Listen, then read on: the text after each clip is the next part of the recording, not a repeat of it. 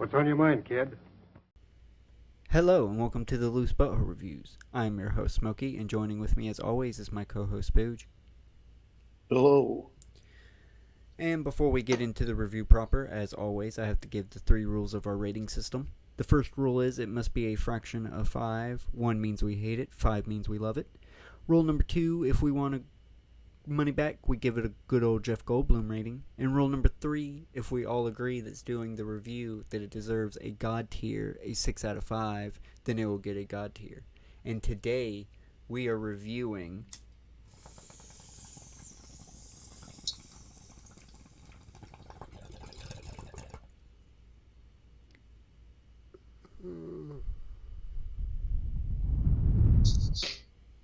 Marijuana.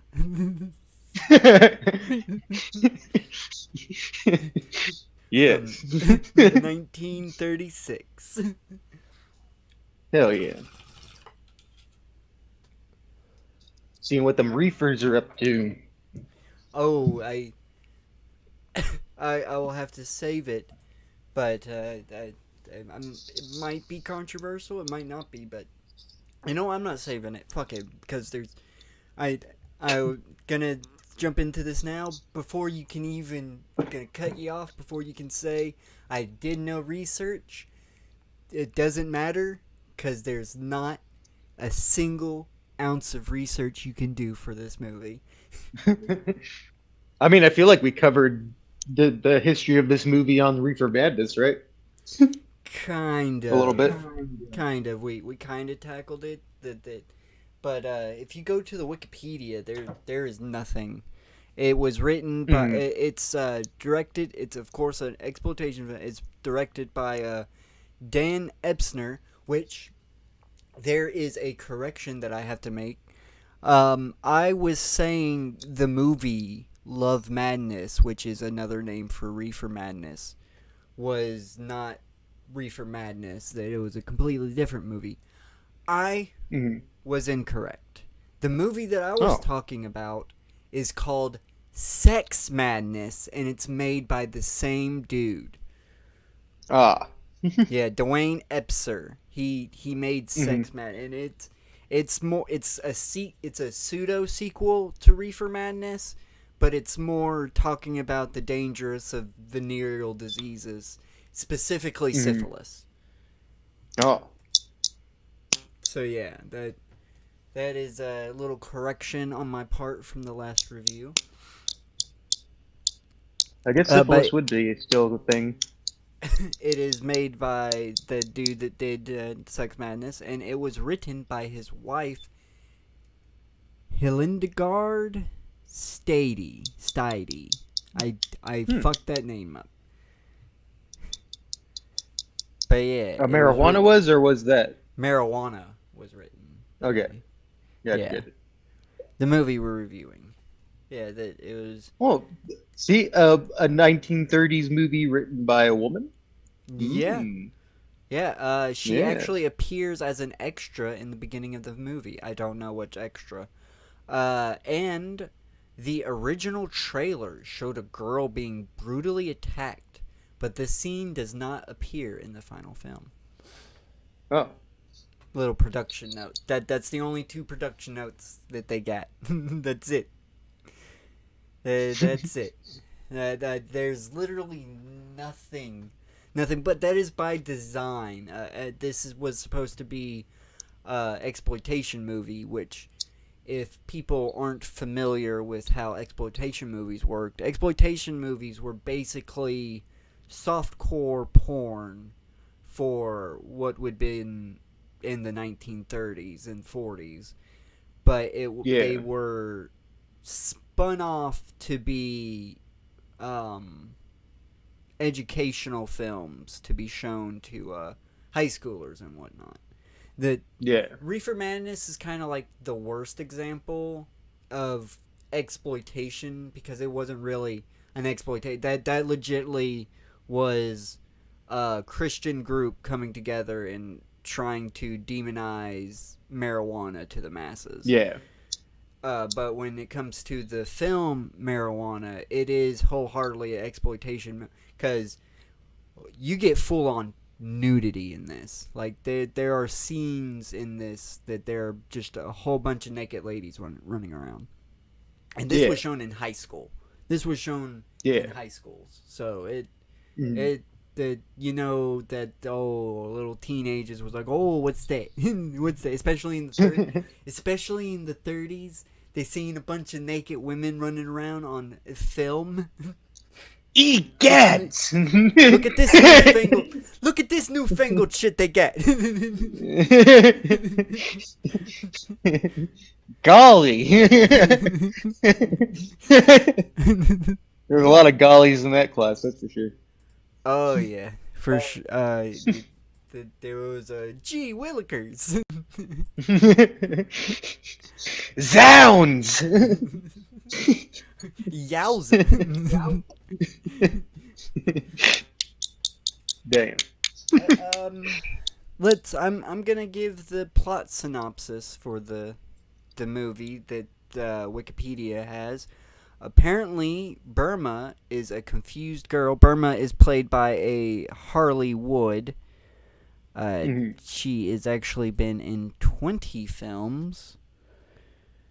And she does not have a filmology on Wikipedia, so she played on. Oh, she worked on the Three Stooges apparently, and Mhm.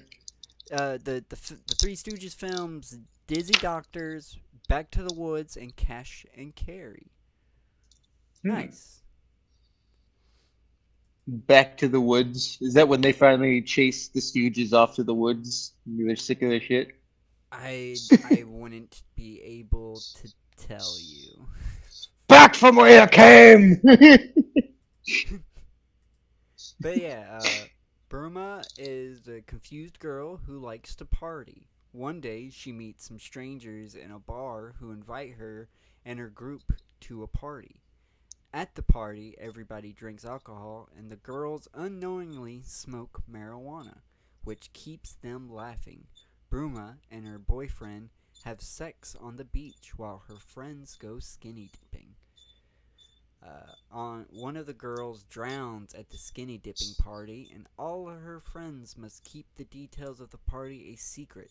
When Burma tells her boyfriend she's pregnant from their beach encounter, she pursues she pressures him to marry her. He says everything will be fine and turns to the strangers who threw the party for a job to support his family to be. The stranger gives him a job unloading. God damn it. Danger alert, I guess. Danger, danger. Stranger danger. The stranger gives him a job unloading smuggled drugs from a secret shipment to the docks. The police find out about the shipment, chase the smugglers, and shoot and kill Burma's boyfriend. After Burma finds out about the news, she runs away from home. She runs away from home and is forced to give her baby up for adoption and becomes a drug dealer. She moves on to harder drugs, including injecting heroin into her body. In the film's ending, Bruma's ha- hatches a plan to kidnap and ransom her sister's adopted daughter for $50,000. Then finds out that the child is actually her own. Right, And yeah, then that. there's the weird scene at the very end where she like enters the room and I think she dies and then joints start raining on her. Yeah. I don't understand necessarily what was going on in that scene right there, but it definitely was entertaining.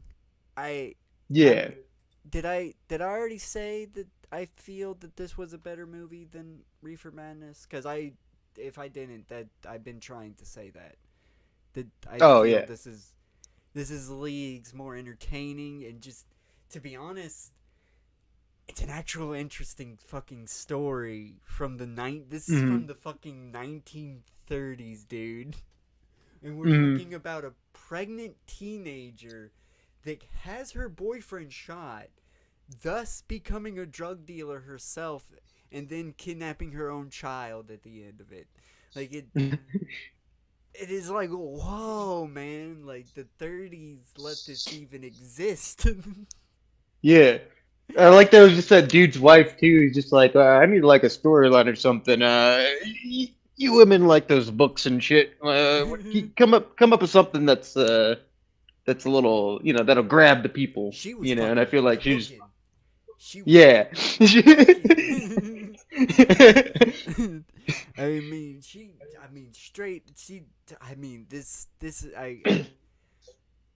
is the most. This is my favorite exploitation film so far. I mean, Mhm.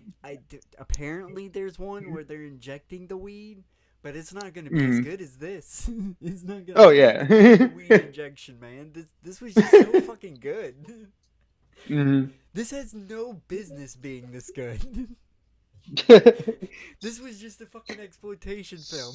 What the fuck? Mhm. There's a lot more going on in it. Though I though I feel like it maybe jumped the shark a little bit. I think my only problem with it was that it was probably like the criminals were probably like the least like intimidating, or like I don't know, they were too charming. And if it's an exploitation film, I feel like I'm supposed to like fear them and hate them, but like for See, what they that's the were, problem. That's the problem. They're supposed to be charming. How else are they supposed to lure you in? You're supposed to learn Mhm, from the film. That's who you watch out for, man. The mhm. charming motherfucker at the bar that's giving you the smuggler eye. The I might just human trafficking you out eye. Ooh, look at that. Oh yeah, they definitely had the human trafficking vibe, same as Reefer Madness did in the beginning too. Oh yeah. So I just feel like I feel like there's a different business going on behind the scenes. But we don't get to see any of it. Mhm. Before No. we get into any further, there are some release notes. In 1938, roadshow attractions packaged marijuana with the short film "How to Undress in Front of Your Husband." Jesus Christ, what a time to live. Which is a short comedic film by the same dude that wrote Marijuana, Dwayne Epser. And Mm. the screenplay is again for how to undress in front of, is written by his wife. So I'm Nice. assuming I'm going to double check just to make sure. No, okay. Sex Madness was written by someone else. Okay, good, good, good. I was about to say maybe We his call. wife just like writes his shit. I'm gonna make a movie now. It's just gonna be called "The Penis and Where to Put It."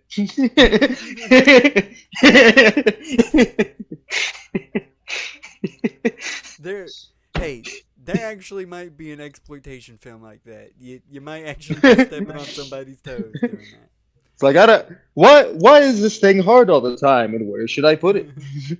These are the questions that we're gonna answer today. uh, um, Apparently, in an April 13th, 1938, the poet Elizabeth Bishop details a Key West, Florida screening of marijuana. Quote, Hmm. "We have settled down to the summer session of banned movies. I went to Marijuana last night. Several. Oh. Uh-oh. Oh. Several thousand hers and Cubans and I fought our way in, and then we were all very disappointed. Even the two thrills of the preview were not repeated. The whole production was staged in what looked like a dentist's office. the lavish apartment of a dope fiend. The poor Oh yeah. high school set were all Hollywood mantras of at least 40, and at one point the corrupted darlings went for a nude swim. You saw little white specks way, way out in the ocean. Then, what's going on here? Then, bedraggled mantras were shown covering themselves with blankets, etc. I think I made the same exact comment about that place looking like a dentist office. Even the descriptions of marijuana, I thought they'd be some slow motion work at least. God damn it, Elizabeth Bishop, you racist son of a bitch.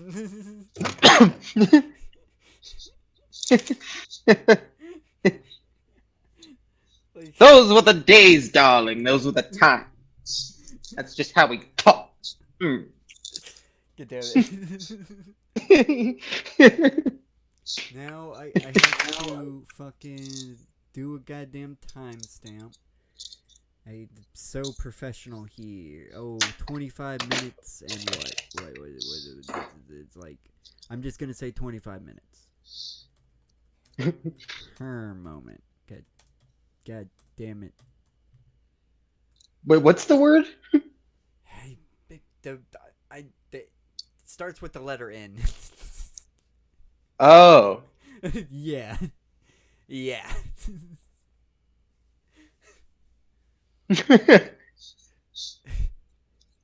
Oh.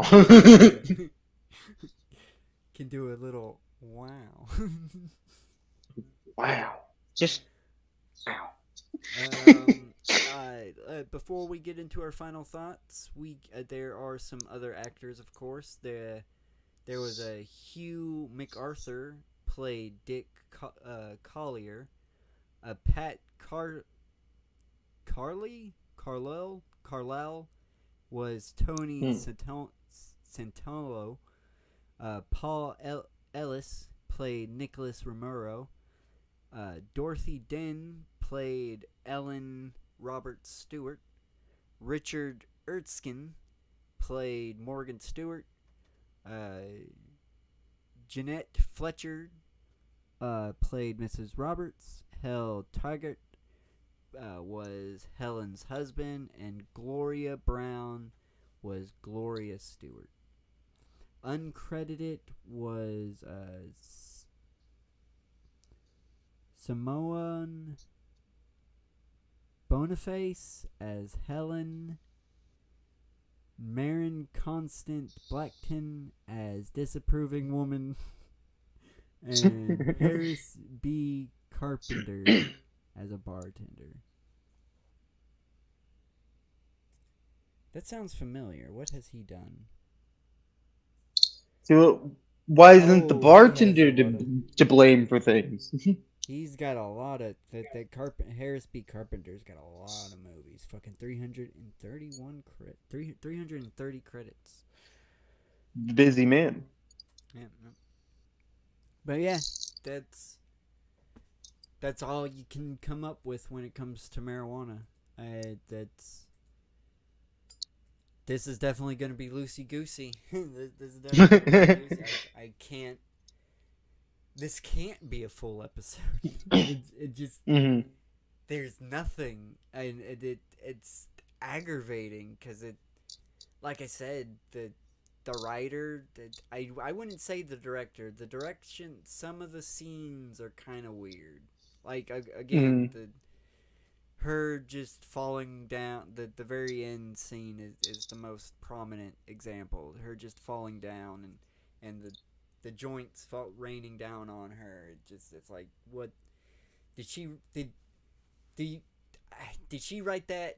Did she put that in the fucking screenplay? Did that happen? Yeah, I don't know because it's very a very visual type of thing. You know, it's definitely like seems really artsy. You know. Yeah, it seems something like a director just wanted to do instead of Hmm. like it was in the script and it had to be done. It was more of a Mhm. it's just abrupt ending, to be honest. They didn't really.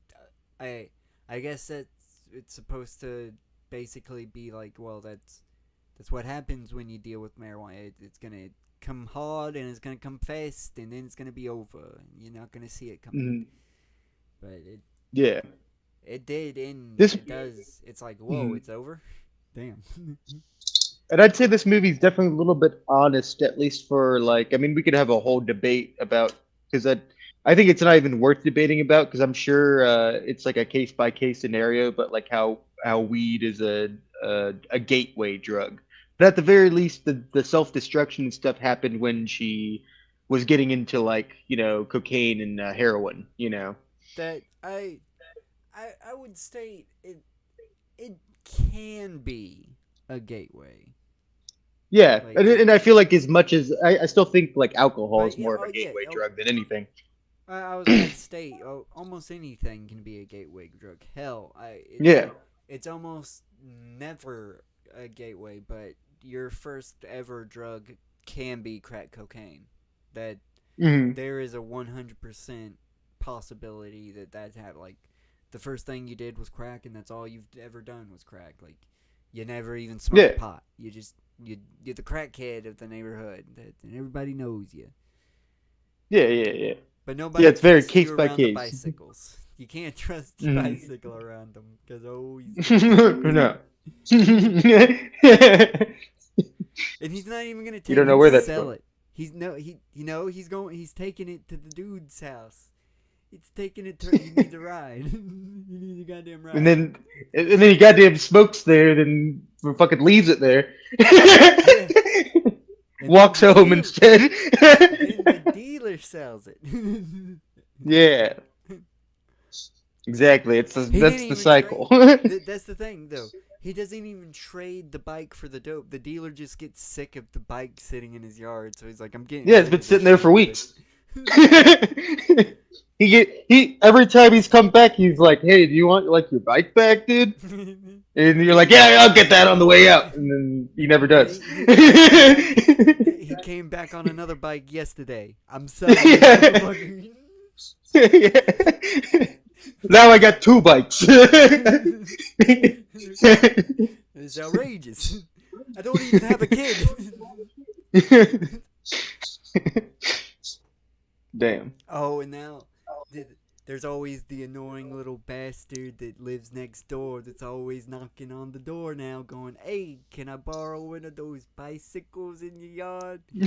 I see you don't have any kids or anything. What's the bicycles about?" It's like, "You little bastards, I'm selling them."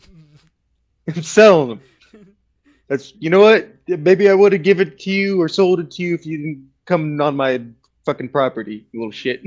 You start knocking on my goddamn door.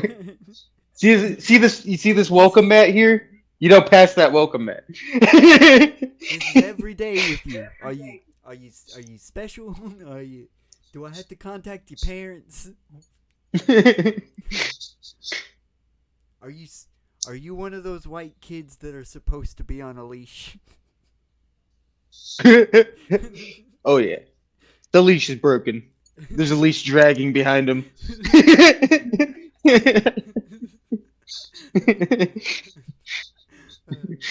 The leash wasn't enough.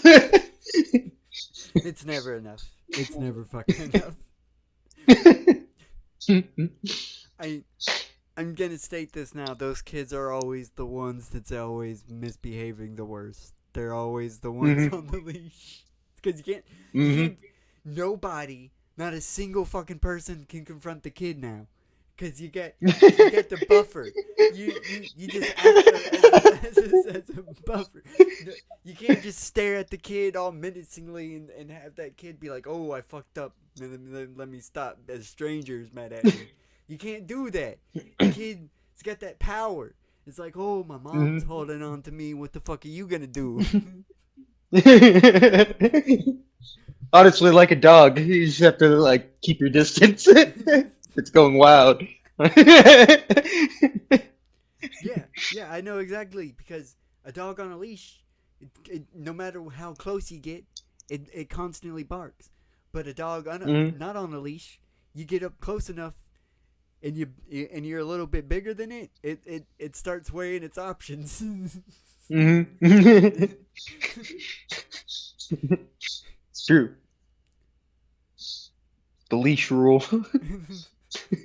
The leash gives you power. People think that the leash takes away power from the child. No, it gives power to the child. It gives the child all the power.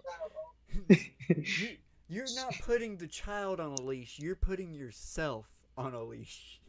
Because the child is still, you still allow your child to run amok and throw Mhm. their goddamn peanuts at me. But hey, they ain't gonna run in front of your car. That's what it's for. I'm in Walmart. You know when you get out to that parking lot, that's what that leash is really for. That's it.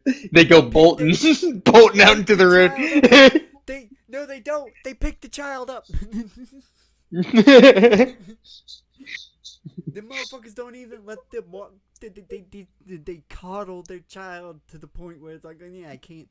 They end up being the douchebag 16-year-old that grabs the automatic cart from the old lady. You know the one that I'm talking about. You've probably seen a couple running around. Definitely not like in a crutch or anything. Just too goddamn lazy to walk around the goddamn store. I have not seen something that sad of working at Target. I've only seen like kids playing with them. Oh, I have seen it at Walmart for sure. Working at when we were doing when I was doing the electrical for them. That Mhm. oh, it happened a lot. I know when Murda, like after her surgery, it she had to use one of those at Walmart, and then an old lady got mad at her. it She was only like, "What the fuck's wrong happened. with you?" He was like, "I just got out of back surgery." Like, I guess, It only happened one legit time, but I legitimately saw he was like 15 or 16, and the old lady was, they're not fucking fast. She was doing her best to get over to the cart, and she was like 2 steps away, maybe a step and a half. And this is old lady steps. This isn't mm. normal people steps. Like, she was there. She was right there. And the little fucker just hopped in the cart, turned it on, and fucking gunned it. I was like, whoa! Now, if I saw that, I Whoa! would have stopped it. I would have actually stopped that shit. If I saw that, because when I worked at Target, we only had two of those in the whole store. I was a fucking service technician. I can't confront customers like that. No, yeah, I mean, like I would have been able to. That's why, like, I would have said something like that. I would have walked up to him because I know at least I the ones at I Target are super I slow, and it's just probably been should like, have dude, went. I probably should have went dude. to a Walmart employee and been like, "Yo, this little kid just took that cart from the." But I wouldn't have found the Walmart. I wouldn't have found a Walmart employee that would have done Mm. anything.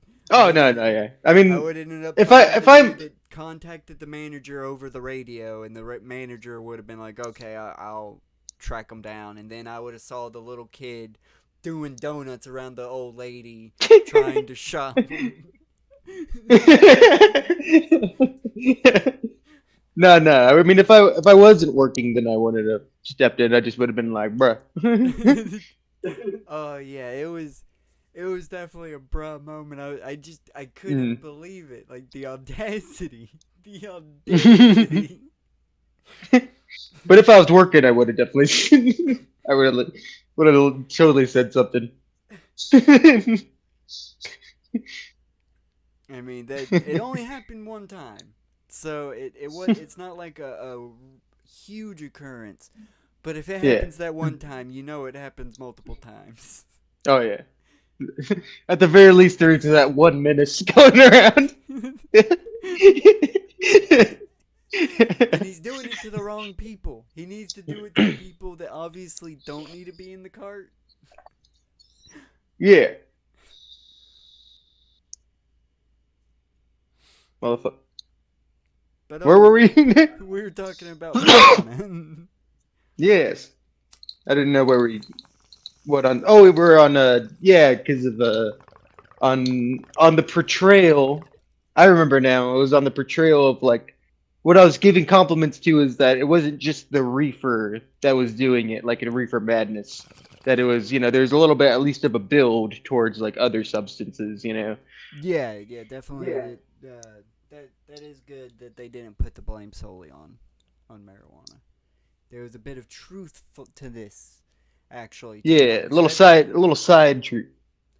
that's what's because there are, unfortunately, there probably is an individual Oh, that went through this actual event.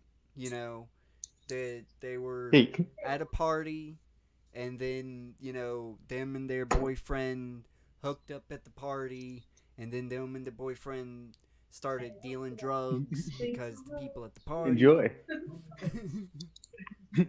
Hmm. But then something happens and the boyfriend passes away, and the person's left alone with the child. That I wholeheartedly see that happening, like actually happening.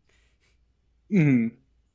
But also, I could see like of like at least because I don't really, you know what, like this is really interesting. I would love to like actually like research more of like how like the drug underground or like the underground things were like starting like the rise of the criminality of weed. I would love to know like how that was going because especially like before it was like fully legal, because like I don't really know who's controlling it because like do we have cartels yet? That and do like how much I different don't are think it's the they from what we see them as cartels. I now? think I think at the time it was more coming from the Middle East, and it was mob people. Hmm. I But it I was could a lot of it was coming from Mexico though too, because I mean, true true. I uh, mean there's a yeah, reason why this is called marijuana instead of marijuana. yeah, and I know like indica like comes from like like the Middle East, and then I think it's sativa that comes from South America, right? Yeah. So I mean, it was around. So I'm real interested because like when I think of like who would later get control of like the drug market, or especially especially in the heyday of weed being like illegal, um, was the cartels. So like when I see like the same scenario playing out, like I see them just like Oh, the mob you did know get into drugs as well. yeah, I know the mob did, 'cause especially into heroin and stuff, right? Yeah, Cocaine. definitely. We seen Goodfellas. We both seen Mhm. Goodfellas. Come on now. That Yeah, shit get but they get that was so still stupid. later. Yeah, that was much later, but I have a feeling that there were some mob families that got into it early because Hmm. money's money. Yeah. Business is business, and business is So it's good. hard. So it's hard for me even to say like to question the like how accurate the portrayal of like the dealers are here because like I I don't really know because I feel like most of the people that smoked weed back then were like people at I mean jazz clubs and stuff, and it they was might more not of be a thing in. Mm, they might not be good go on. representation for drug dealers in the 1930s, but I totally can see them like late 80s, early 90s, kind of late mobsters still, trying to be hip into it, Hmm. being dealers. I can see that happening. Hmm. It's ahead of its time, maybe. Maybe it's just ahead of its time. So I don't know if there's ever a time when someone would have that dentist office.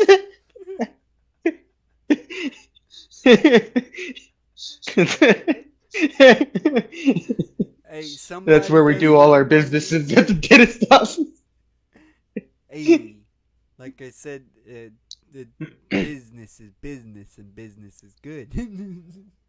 Yeah. But I think we can finally get into final thoughts. I think we've done. Mm, I think we dragged yeah. this on long enough. I thought we were already in. Well, do you want to give your rating first, or should I give my rating first? uh, give it a 4 out of 5. I think. Good old Oh, 4 out of 5. okay. Yeah, very enjoyable. I thought it was better than Reefer Madness, but like not by that much. Like I still had like the same amount of enjoyment of both of them.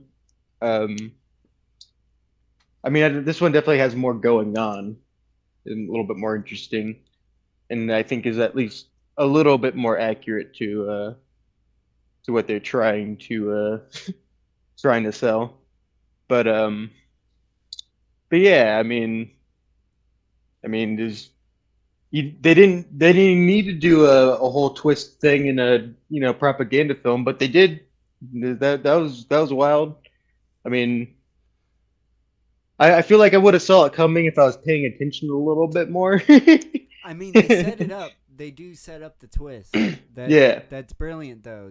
That's good writing. That's good writing to Mm. set up the Especially twist. for 1930s, because at this point, like there's good movies out, but like it's still something that we're figuring out. So definitely just for the time too, I give them some extra points for that. But yeah, that's 4 out of 5. Thinks good. All right. Well, I am gonna have to go with a 4.5 out of 5. I Hmm. This one is just slightly above Reefer Madness for me, man. It just I I didn't remember this being so good when I first saw it. Like I said, when I Hmm. first saw this, I gotta track that movie down. There's a movie where they're literally in saying, "Oh, we're going to inject marijuana," like they're doing, Hmm. and they use needles, and they're constantly saying injecting marijuana. There's an Yeah. exploitation film out there. I'll find it. I thought it was this one, but it was clearly not. This one was so on point with just every like it was so real, so raw for 1936 that it's just you gotta go watch this, even if you're not a stoner. Just go watch this Hmm. movie. If you like movies, this is a perfect movie to watch. I mean, I I'm gonna controversial opinion, I know, but it I don't know. I gotta look up what year this it came out real quick, but I am going to state this shit is 1941. This shit's better than Citizen Kane. This shit I never even stinks. seen Citizen Kane. Citizen Kane fucking sucks compared to this, man. If you're gonna watch any fucking movie from the classic era, this is the fucking movie to watch. Fuck Citizen Kane. Damn. Shots fired. Uh, and also I'm gonna retract my rating, and I'm gonna say it's a 4.20, a 420, baby. Because I do Oh, agree, I did enjoy it more than Reefer Madness. you know what? You know what? This will be the only time this rating is allowed. I I will also be giving it the Covenant 420 rating. You know why? You know why? Ultimately, look at the fucking date the edited version of this was released. 420, baby. Your boy. Oh shit! Oh shit!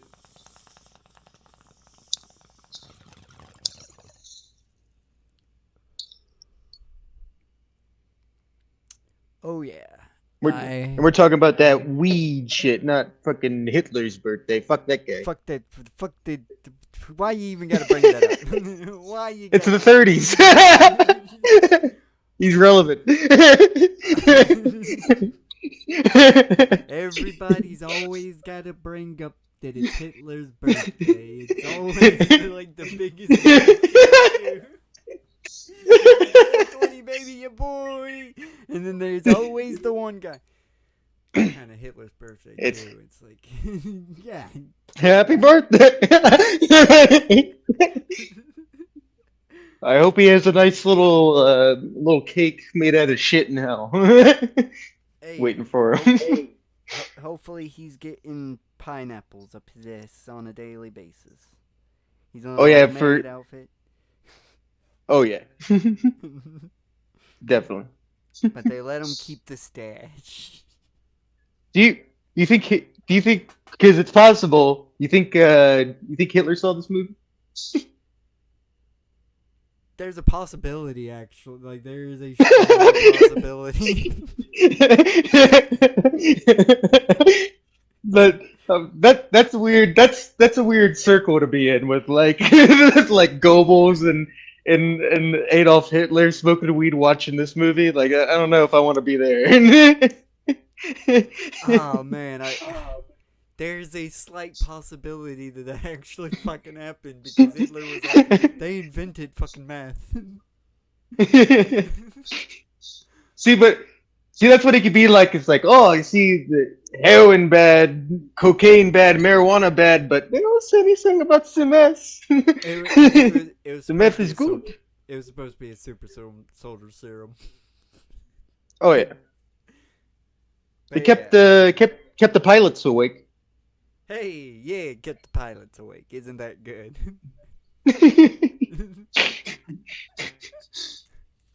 But yeah, I think we done it. I think we done did this. We have dragged this on long enough. If you've been listening to this one this long, thank you so much. I know we haven't been on our A game the last few ones, but hey, it's quite fitting. Please leave a like, comment what you think about exploitation movies and the exploitation movie Marijuana from 1936 in the comment section below. Share the video around.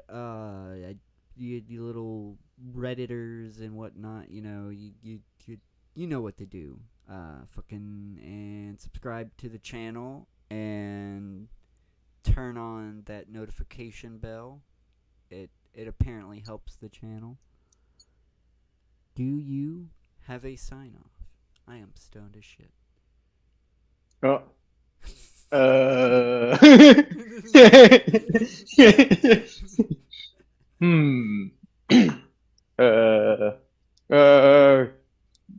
Weed.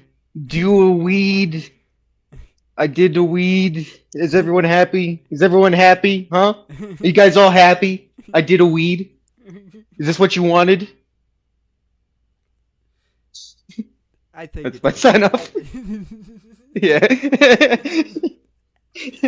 And I am gonna go with make sure to tell your children cats die, music fades, and art is for keeps. Go hell, Henry Zabrowski and Jackie Thompson. This will be happy 420. Yeah, happy 420, folks. Happy 420, folks. Yeah. This will be a bye-bye. Bye-bye.